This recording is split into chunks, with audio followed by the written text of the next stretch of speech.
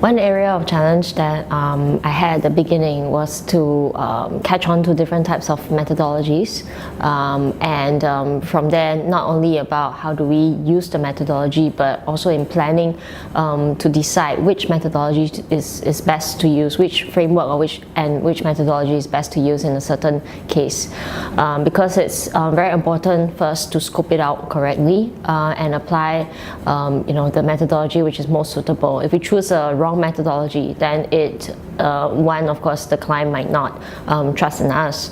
Second is that it actually also in the end doesn't benefit the client. It doesn't collect the correct kind of information in the correct manner that presents the best solution for the client. So for me, one was to get the fundamentals in understanding the methodology and framework. For this, of course, there are a lot of materials on the internet that we can read up, but it's also very important to talk to co-workers who may have experience using different types of methodologies or frameworks, and to talk to them and brainstorm with them about what works best for a particular case.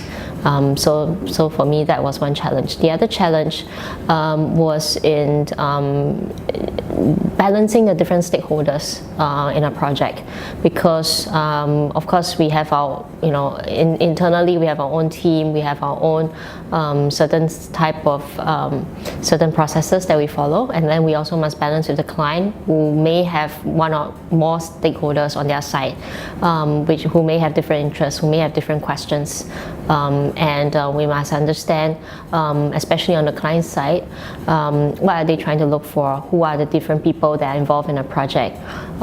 It may not be only the client contact, but who is our client trying to present to? Could they be presenting to their board of directors, maybe their investors, or maybe their marketing team and branding teams and product teams. So if we understand how they are going to use our findings, it will help us to deliver something which is useful for them. I think that in market research, we're always trying to grasp a very timely, accurate view of the market in different perspectives, in different areas. For example, on the customer or on the value chain. There could be times where there are limited data points, and we are trying to triangulate them to see what makes most sense, because there could be very, very little published data.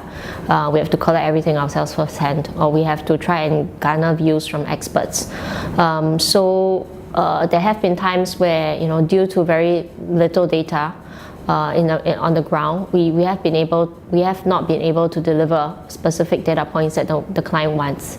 And in these cases, I think it's very important to communicate to the client to let them understand the challenges that we are facing on the ground.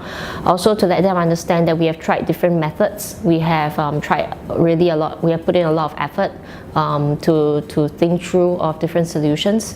And in the end, if we can't provide one single number, maybe we can help them by building a proxy. Let's say giving them a range of numbers, right? A certain range which makes sense in the market, but we cannot be sure exactly which number within this range is going to be. I think when we are honest with our customers, they understand that, and they do see that maybe the market is that's just a limitation of the market that they have to accept.